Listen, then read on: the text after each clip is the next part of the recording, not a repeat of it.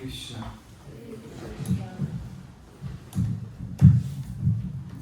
Hare Krishna. Hare Krishna. It's very nice. Thank you. You can find this back at your page. Yes. These recordings. Yes. You have your own page? Yes, a YouTube channel. So I don't need to record the audio because I can find it back, right? Yeah, you can. Okay. Just maybe Alexander Fortune, and Yeah. you can find it. As this I upload on YouTube, so everybody can take advantage if they like it once. Hare Krishna, everyone. Thank you for being here. And today I'm going to give a class on liberation without trying for liberation. Isn't that a good title? That brings curiosity. Is that even possible? So we're going to explore the only real process that we can attain liberation. And we're going to start with Jaya Ram Madhava.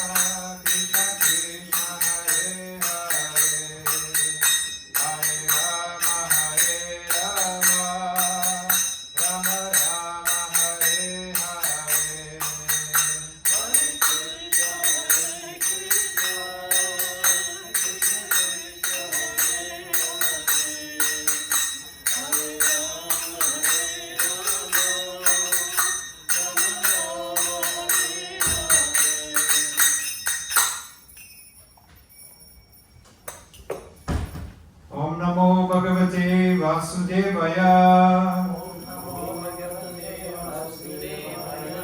Om Namo Bhagavate Vasudevaya.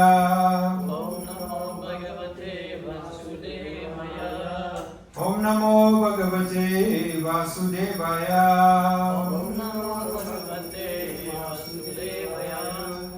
So today I'm going to recite Srimad Bhagavatam 11 canto, chapter 20, 29, text 29. And if you can, please repeat after me. Praktena Bhakti Yogena. I said, okay. Praktena Bhakti Yogena. Praktena Bhakti Yogena. Vajato Masakri Mune. Vajato Masakri Mune. Karma Krideya Nashyanti. Karma Hridaya Nashanti. Sarve Maya Hridishtite. Sarva Maya Hridishtite. Praktena Bhakti Yogena. Praktena Bhakti Yogena. Vajato Masakri Mune. Vajato Masakri Mune. Karma Krideya Nashyanti. Karma Hridaya Nashanti. Sarve Maya Hridishtite. Sarva Maya Hridishtite. Anyone else would like to recite? So we can. Praktena Bhakti Yogena. Praktena Bhakti Yogena. Bhajato Masa Krishmane. Vajato Masakri Mune. Kamaya Hridaya Nashanti. Karma Hridaya Nashyanti. Sarve Mayi Hridishtite. Sarva Maya Hridishtite. And perhaps one Mataji would like to recite? No? That's okay. Yeah? Okay, so the class is liberation without trying for liberation. Isn't that interesting? So I thought it would be good to start with a couple of questions. How many of you have ever tried to stop a habit or desire and only to see it come back in another form? Why is that happening? Any idea? Because there's an emptiness that's searching for something. And then it's, for example, my father stopped quitting smoking, and then he started eating a lot of peppermint because he could not deal with empty. But essentially, it's pretty much the wrong method, because you can use a shallow method where a method that only soothes the problem and doesn't heal the root cause of the problem. Then eventually, it comes back. So if I desire like many-headed is like many-headed monster, how can we possibly kill it? Because the beast is never satiated. Right? And so Krishna answered this in today's verse. And so one more question is, why is that people with so much knowledge and renunciation sometimes fall down? They engage in pious activities and all sorts of rituals, yet they ultimately fall down. Why is that? Because they spiritual bypass. Which one? They spiritual bypass. Spiritual part? So they are focusing on the religion instead of integrating the wholeness. Anyone else have an idea? They are doing this thing just to showcase the world, but inside they lack of bhakti, they lack of love. Yeah, that's the key bhakti. Because all these kind of rituals and even gyan, they rely on bhakti. But bhakti does not rely on any other methods. And so simply because of that, if they do not balance it with bhakti, they ultimately fall. Because only bhakti bestows pure prema. And the rest only achieve temporary things, either in this planetary system or high planetary system. So, in the translation it says that when an intelligent person engages constantly in worshiping through loving devotional service, as described by me, his heart becomes firmly situated in me. Thus all the material desires within the heart are destroyed. So in this, it's important that it says intelligent person. I highlighted the intelligent person. And through loving devotional service. So loving devotional service is the key to ultimately attain the main goal of life. So in the purport, it says, the material senses are engaged in gratifying the concoctions of the mind, causing many types of material desires to become prominent, one after another. One who constantly engages in devotional service of the Lord by hearing and chanting the Lord's transcendental glories with firm faith gets relief from the harassment of material desires.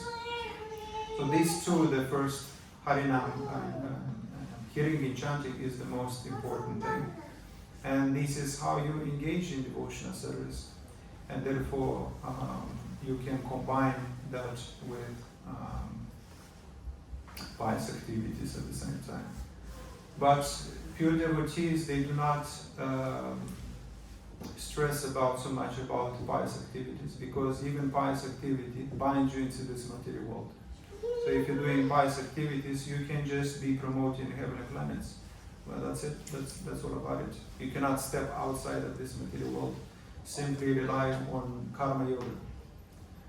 And so, by serving the Lord, one becomes strengthened in the conviction that Sri Krishna is the only actual enjoyer, and all others are meant to share the Lord's pleasure through devotional service. A devotee of the Lord situates Sri Krishna on a beautiful throne within his heart, and then offers the Lord constant service, just as the rising sun gradually eliminates all trace of darkness. The Lord's presence within the heart causes all material desire there to weaken and eventually disappear. And here is very interesting what he said, that a devotee of the Lord sits with Sri Krishna on a beautiful throne within his heart, and there offers the Lord constant service. So when Shraddha is awakened, and it's usually due to association with pure devotees, then the little Krishna is born within our heart. So in the beginning, in the beginning of once, just because it's called initial faith, and when it's initial faith, little Krishna is very small, just like a baby, and so a storm can shake, it's still vulnerable at that stage. Therefore, through devotional service, Krishna gradually becomes bigger within our heart. And to the extent that he becomes so bright that nothing that comes our way can, we cannot be influenced by ignorance or by darkness, because Krishna annihilates everything. So the words Maya, Hridi, Shiti, when the heart is situated in me, indicates that an advanced devotee sees Lord Krishna not only within his own heart, but within the hearts of all living creatures. Thus, a sincere devotee who chants and hears the glories of Sri Krishna should not be discouraged by the remnants of material desires in the heart. He should faithfully wait for the devotional process to naturally purify the heart of all contamination. So isn't that interesting? It doesn't immediately, we don't become pure overnight. It takes time. And just like we didn't become contaminated instantly, we don't even become angry instantly. We develop these either negative or positive qualities over time if we constantly engage in those kind of activities. And then we develop those qualities, and therefore it affects our behavior and how we respond, how we react. And so similarly, if we engage constantly in devotional service, we gradually become purified. And in the presence of pure devotees, all these anarthas comes to the surface. Just like, if you stand in front of a dim candle, you might look shiny, right? But if you stand next to a 1,000 watts bulb, all of a sudden you look dimmer, right? But if you stand next to the sun, your light look very insignificant. So in this sense, if we spend time with the sun kind of personality, then our nardas, the dark sides of us, comes on the surface automatically. We start to see them, our impurities. But can we see our impurities in the presence of contaminated people who has also all sorts of contaminations? A dirty person living the dirt doesn't know he's dirty.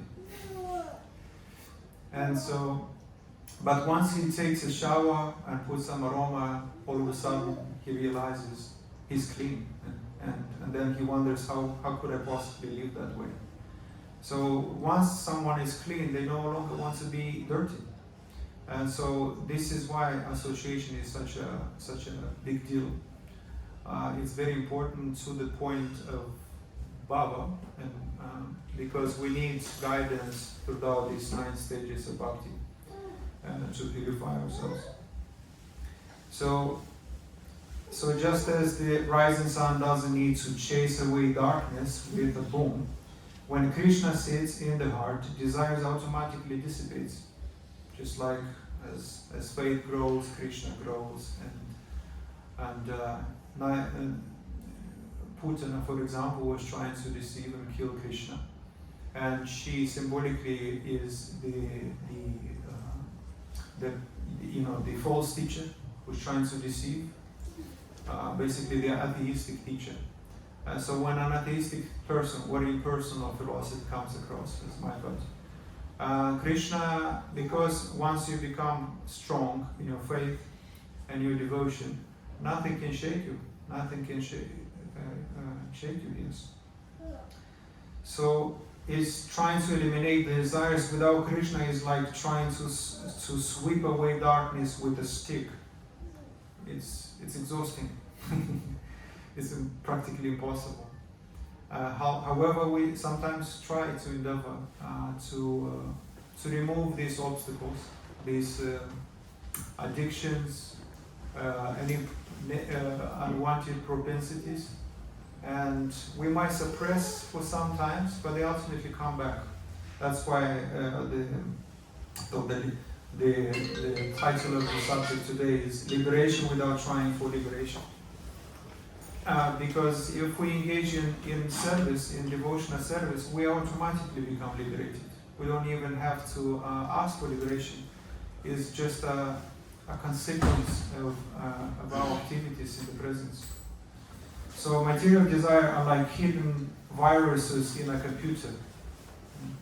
And if you try to delete them one by one, they reappear in new form. But if you install a strong antivirus, which is bhakti, the whole system is cleaned at the root. Even if we see lingering desires, the presence of Krishna ensures they are drying roots, not growing weeds.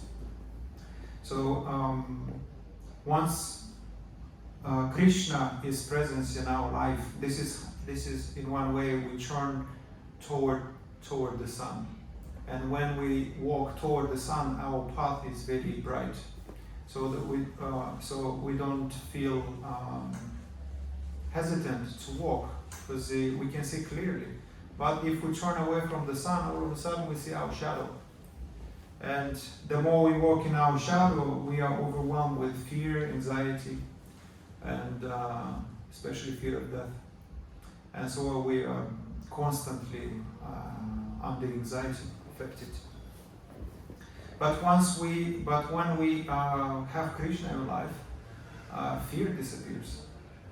Isn't that amazing? Especially if you say to Krishna, from now on, I am all yours.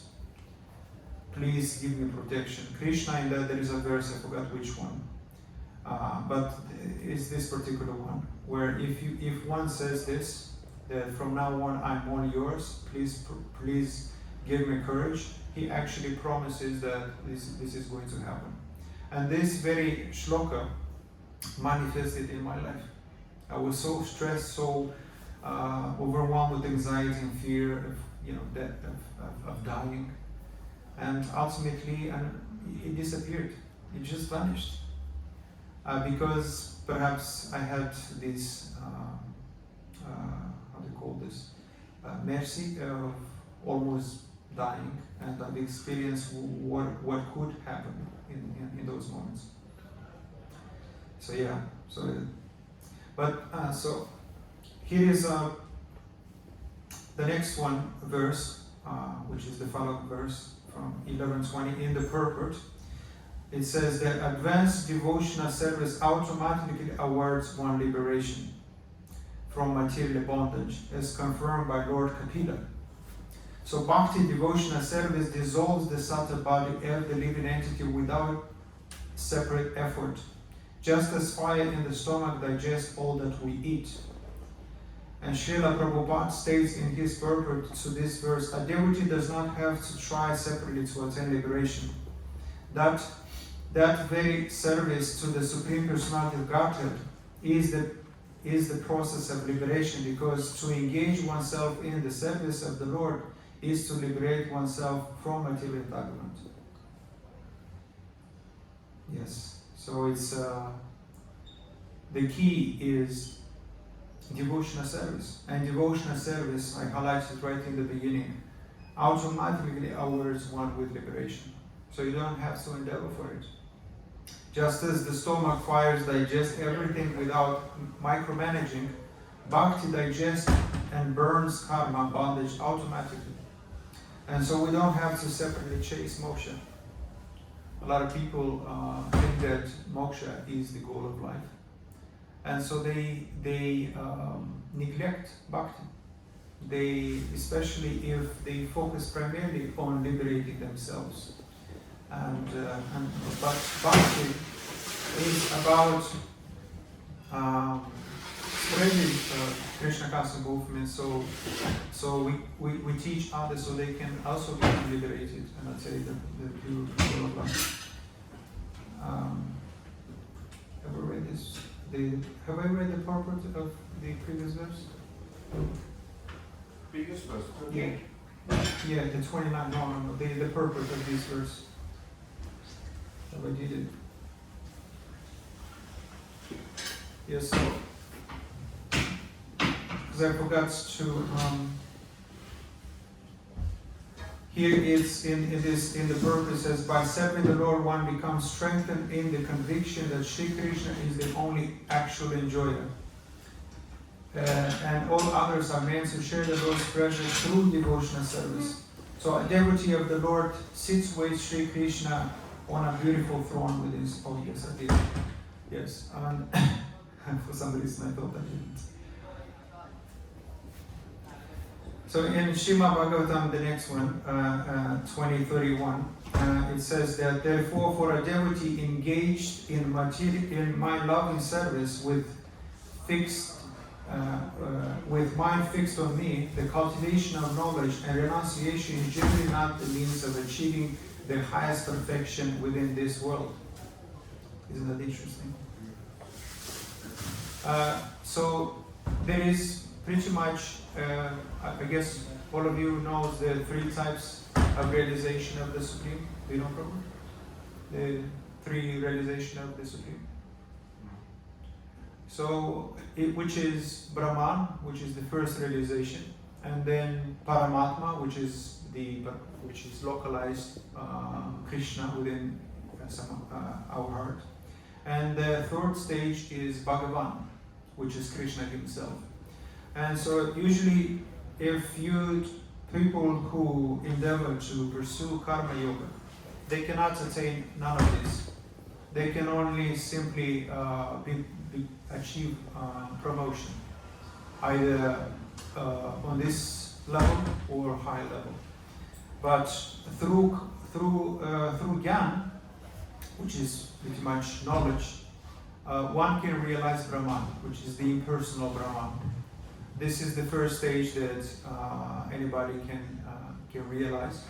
If you try to become like kind of a scholar, trying to study all the scriptures and try to rationalize and try to understand the scripture. But and yoga, especially Ashtanga yoga, you can realize the Paramatma within. And so, but only through bhakti you can realize Bhagavan.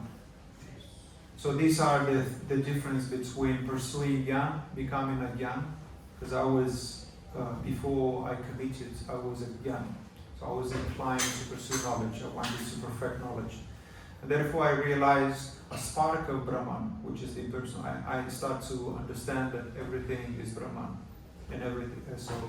So there is nothing separate from Brahman. But you cannot really have a relationship with Brahman because he is impersonal, and therefore there is no direct reciprocation. But those who endeavor to become a yogi, they can ultimately connect with Vishnu, which is seated within our heart. And so if they master and they receive that mercy, they can actually have some kind of realization within themselves. So they can either see a form within themselves, or some kind of light, or a shadow, which is described in the scripture. But if one engages in bhakti, devotional, pure devotional service, then one can know Krishna as a person. So therefore, they can ultimately, the highest goal of life is to see Krishna face to face. Like we see each other. So that's pretty much the difference between realization through karma, jnana, yoga, and bhakti. And so some people are attracted to become jnana, but ultimately they come to bhakti, because jnana relies on bhakti and yoga relies on bhakti, but bhakti does not rely on jnana. You can jump straight into bhakti. You can jump, you don't have to know everything, understand everything, but if you engage in pure devotional service, Krishna can bestow that mercy and you can attain the main goal of life. But jnana is a very long process. It takes a long time. and so yeah, that's very interesting, isn't it? Yeah. So here is in the purport says that a surrendered devotee of Lord Krishna does not seek perfection through the cultivation of knowledge and renunciation outside of loving service of the Lord, just like what I just confirmed. Simply because they have full faith, a full conviction that this is the main goal of life.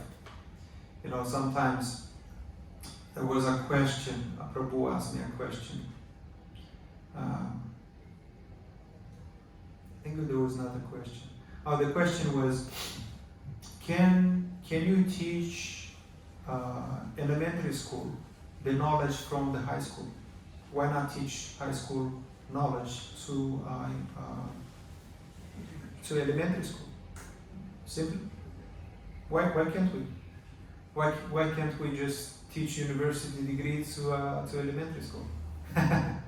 Why not? It's not developed. Sorry? The brain is not developed that much. Yeah. The brain is one thing. The conscious. They will not understand that. Yeah. They But will not it leads to qualification, right? Yeah.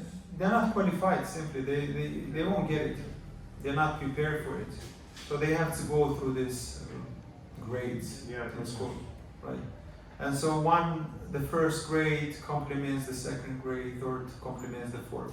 So they essentially prepare one to advance. Eventually they come to high school, right?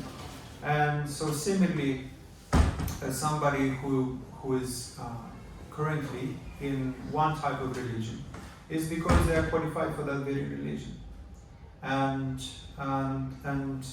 they are not ready to, for example, for bhakti, because bhakti expect one to completely surrender. And so, for example, certain religions accept meat. They say, oh, this kind of meat you should, with this kind of legs, with 3, I forgot in the Bible, the way they describe it. So they allow them to eat certain kind of meat. And wine, drinking wine, or illicit sex. But in Bhakti there is no such a thing. You have to give up all these things. And so that requires more surrender. And just like in the first grade, there is not much of expectation from it, you know. Teachers don't expect much from a 7 years old. So there is little surrender from them. Just ABC, just do that. But then as they progress through these grades, they eventually, they have these 14 subjects all of a sudden. And so much more is required, so much more surrender attention, right? So they have to do their homework non-stop. And so that's why a surrendered devotee of the Lord does not seek perfection through the cultivation of knowledge and renunciation outside of love and service of the Lord. Because you can jump straight to devotion. And avoiding this, like life after life, because to master and to understand everything is quite difficult. And we cannot understand without the mercy of pure devotees. And if we do not engage in devotional service, because only through devotional service we can transform knowledge into realized knowledge. So devotional service to Lord Krishna being itself the supreme transcendental process never depends upon the secondary methods involving the cultivation of knowledge and renunciation. By chanting and hearing the glories of personality of Godhead, a devotee automatically realizes all knowledge, and as a devotee's attachment to the Lord increases, he automatically gives up attachment for the inferior material nature. The Lord has explicitly declared in the previous verse that a devotee should not try to solve his lingering problems by means other than devotional service. So just another confirmation.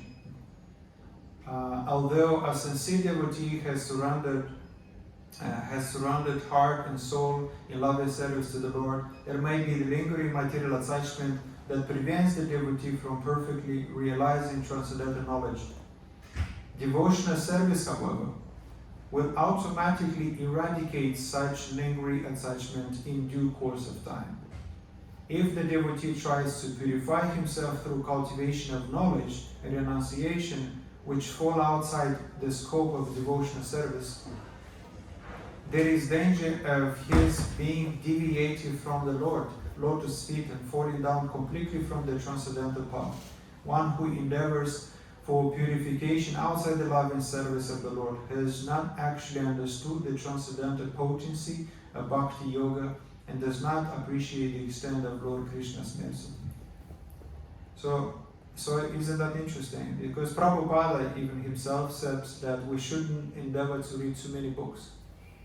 Because if you read too much this commentary, another commentary, you start to, you can be affected by doubts. And you can become even spiritual arrogant. Even this concept. You start to think that you know everything. Or you're better or more advanced by somebody. So this is the danger of following this knowledge, trying to become so knowledgeable to kind of defeat everybody. But if you practice devotional service, your heart becomes gradually purified and you don't have to know everything, understand everything. If you simply practice devotional service and serve pure devotees, because they are the distributors of mercy. And only becoming like Gyan instead of practice devotional service. You cannot have that mercy. ChatGPT, cannot give you that mercy because he's not real. You can be intellectually satisfied, but they cannot bestow. ChatGPT doesn't have the authority to bestow that mercy. The intelligence, the understanding, the ability to understand, with the ability to discern And that comes as mercy, and which is given simply when you please his devotees, Krishna's devotees. So within this world, one's heart is bound by sexual attraction, which disturbs one's meditation on the lotus feet of Lord Krishna. Intoxicated by contact with women, the conditioned soul becomes artificially proud and forgets his loving servitude to the Lord. Through determined cultivation of knowledge and detachment, a conditioned soul may try to purify himself without the mercy of Lord Krishna. But such false pride is to be given up, just as one must give up the false pride of material attraction. Just as it said, a conditioned soul may try to purify himself without the mercy of Lord Krishna. And this is not possible because we need mercy. We need as much mercy as possible. I've been tested many times that before class, I would, whenever I didn't ask for mercy before beginning class, I would start to mumbling, to forget my lines, forget my what I wanted to say. But if I ask for a devotee or a sin devotee their mercy to bless me, to give a good class, so more people can be inspired and ultimately surrender, then all of a sudden I feel like knowledge is pouring through me. Krishna is speaking through me. So it's quite interesting how mercy works. And once you're ready to receive mercy, it's very transformational. It's not like, okay, he blessed me, that's it. It's actually, it penetrates you. It's a transformation of the heart. The first time I felt mercy was before I actually committed to Krishna consciousness, and I was working in a customer service in a bakery shop, and I was sitting at the till. It was not busy at all, and I was communicating with the manager about self-development and all that. And all of a sudden, an old man, very old man, shaking, barely walking, approached the till and asked for a Sprite. And for some reason, I felt so much love for that old man.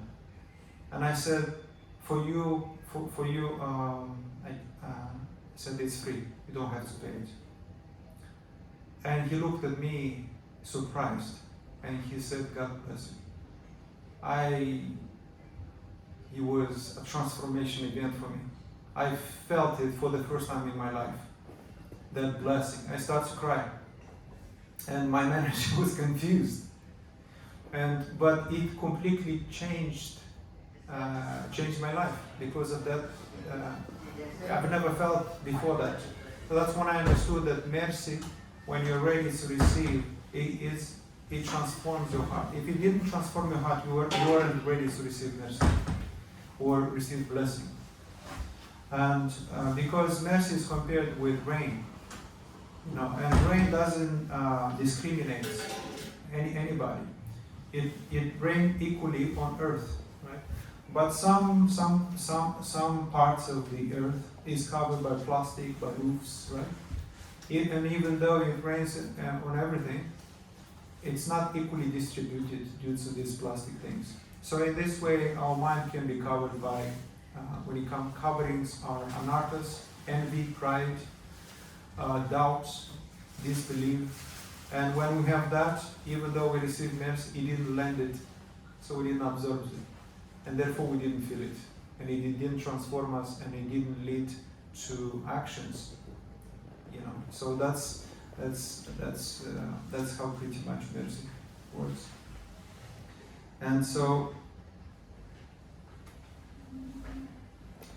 when pure devotional service to the Lord is available to conditioned soul, attraction to other process is certainly a deviation in his devotional career.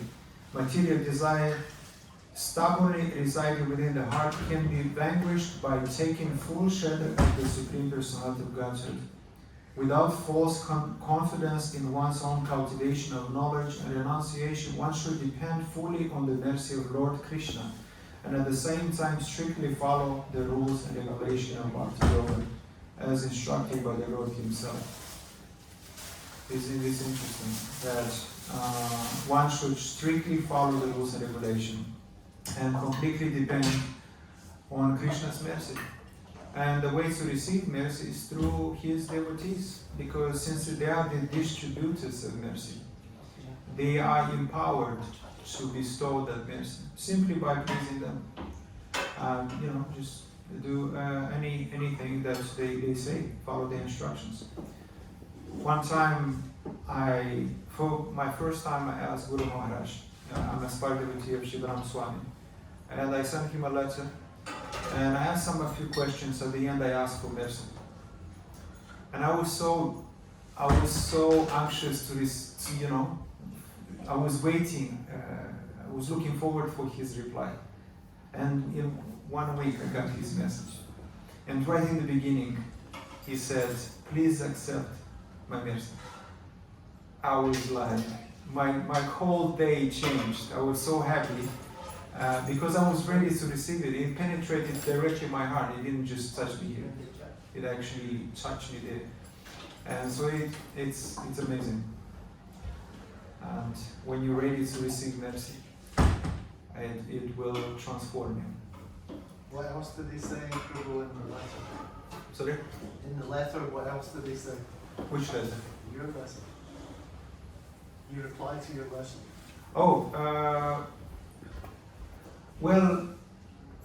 Basically, because I'm still I'm required to send every 2 months to update him about my progress. And so he told me that, because I've shared my realizations, and he said the reason you have this realization is because you practice devotional service constantly and you engage in all these activities. And he said if you keep doing that, you will have more realizations. Yes. And so I was every time I was. It's special, when a Guru Maharaj is writing directly to you, because I don't look at him just a regular person. We look at his servant as good as Krishna. That's what Prabhupada mentions throughout his books, that Guru Maharaj is as good as Krishna. Therefore, whatever he says is as good as what Krishna says. So when we study Bhagavatam, we directly associate with Krishna himself, which is very subtle. It's very hard to understand this in the beginning. But then you will realize that Krishna is speaking to you. And once you see an instruction there, just like your boss is given instruction, you follow. If you don't follow, you fire. So we follow so many instructions. We follow the instruction of the senses, we follow the instructions of the boss, of our kids, of our parents. And why don't we follow Krishna's instruction? He's speaking directly through Shastras. Right? So and if we please so many things, so many people, why not Krishna, who is the purest of the pure? And because when we study the purest, we become the purified. You study the contaminated, you become contaminated. You study the confused, you become confused. And so it's one of the reasons we should endeavor to follow this bhakti, to practice devotional service. So here is an example. If you water the tree leaves and branches separately, such as Gyan, Viragya, renunciation, the tree still withers. Watering the roots, bhakti, makes knowledge and detachment automatically flourish.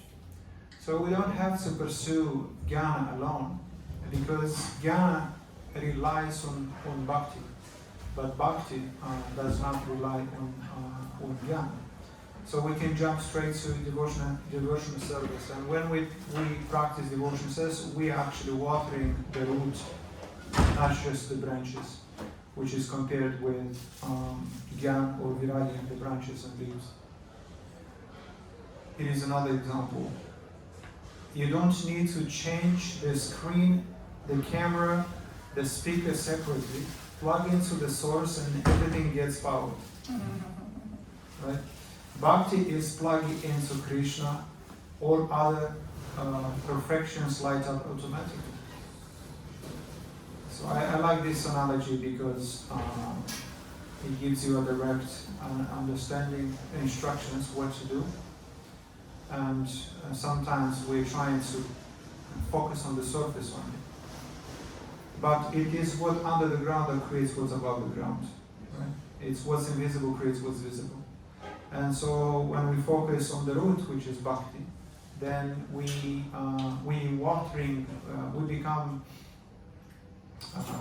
gradually, all these anarthas start to disappear, and gradually pure love is awakened, and pure attachment to Krishna as well. So it's therefore it's a wonderful experience. And one more analogy, and with this I'm going to conclude the class. And trying to achieve viragya or jnana without bhakti is like refusing GPS guidance and wandering endlessly. So bhakti is Google Maps.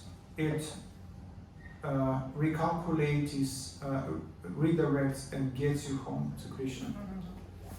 So Jnana Viragya are like perfume and flowers. They adorn bhakti, but if you chase them separately, you will miss Krishna's lotus feet. And so, primarily because bhakti is enough. It doesn't rely on anything else. So if you are mature enough and have strong faith, we can practice devotional service without trying to endeavor to understand everything and study every single book. Because there's so many books, so many commentaries. You don't have enough time to read all of those things. And on top of that, you have to understand them. But if you practice devotional service, this comes automatically. Understanding comes as a descent.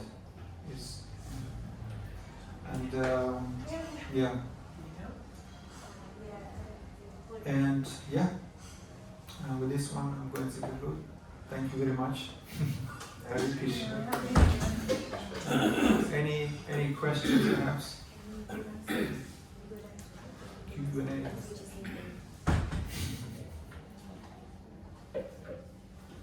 What does this remind you of when you were being practicing? Sorry? What does this remind you of? The GPS? Yeah. Well, aside from Krishna, because Krishna is the GPS, this reminds me of the boat. That essentially bhakti is the boat and the guru is the captain of the boat. We are just sitting there simply, and guru is directing us toward Krishna. And the sails are compared with surrender. If you're trying to endeavor by your own course, trying to sail through the material, to the ocean of material world, it's very difficult. It can take forever. But if you simply rely on the wind, you can, you just surrender and the wind can take you. And so that's what reminds me of. But we're trying. Sometimes we're trying to, try to accomplish with our own efforts. So these, I forgot the name of these things in English. Rowing. These rowing symbolize my own effort. I rely on my own power. And yeah, Or maybe paddling is better. paddling. Yeah, it's like you're just struggling. Yes. And we can't achieve many things with our own effort. But Krishna can. For Krishna, is nothing is impossible. Yeah. Is there still space for a small question? Yeah. One more question. I was thinking about these days about the difference between the material and spiritual world, and then there's this analogy of the shore and in between. Mhm. Yeah. But if, like the picture of the tree, Mhm. if Bhakti, Dhyan, Yoga, Karma, and all the yogas, like the leaves and the branches, if we could say that is the material world, the visible world, and the invisible world is what's underneath, then we can say everything is one. Everything what? Is one, the seen and the unseen world. Well, it's both, but the material world is temporary. In the scripture, sometimes it says material world is an illusion. When it speaks of illusion, doesn't mean it's not real. The Prabhupada explains that when it says illusion, it means temporary. The reason it's called illusion is because it's temporary, just like any illusion, especially in the deserts. It comes as a mirage and then it disappears. And so because it takes birth, it must die. Whatever it takes birth, it must die. And so because it's temporary, it's an illusion. Although it's real, of course. If I throw shoes at someone, you won't. Like My the advantage, leaves. they think this is all illusion. But if you tell them, can you bite a pair of shoes? How does it taste? They cannot deny the taste. It's actually real. It is temporary, but it's real. Yeah, like the trees are, now it's autumn coming, the tree leaves are coming, but the roots, they stay of the tree. The what? Like the leaves of the tree and the branches, it's autumn, they fall down Yeah. with every season, but the roots will stay, They're clean. the roots of the tree. Like the subconscious or the invisible world. It's forever, eternal. No. These trees are just. This material world is just a reflection of the spiritual. Yes, it's just like that, and we try to enjoy this material world. His pretty much Krishna's energy separated from him, and when that happens, we are surrendering to Maya, to Mahamaya. But when we surrender to Krishna, we are protected by Yoga Maya, and therefore we are not affected by this material nature. So a pure devotee is indifferent to material desires or this material pursuits. Oh. Hare Krishna. And yeah, I did it. Okay. We can have prasad now, but before that we can recite the Mahaprasad. Mahaprasadi Govinde.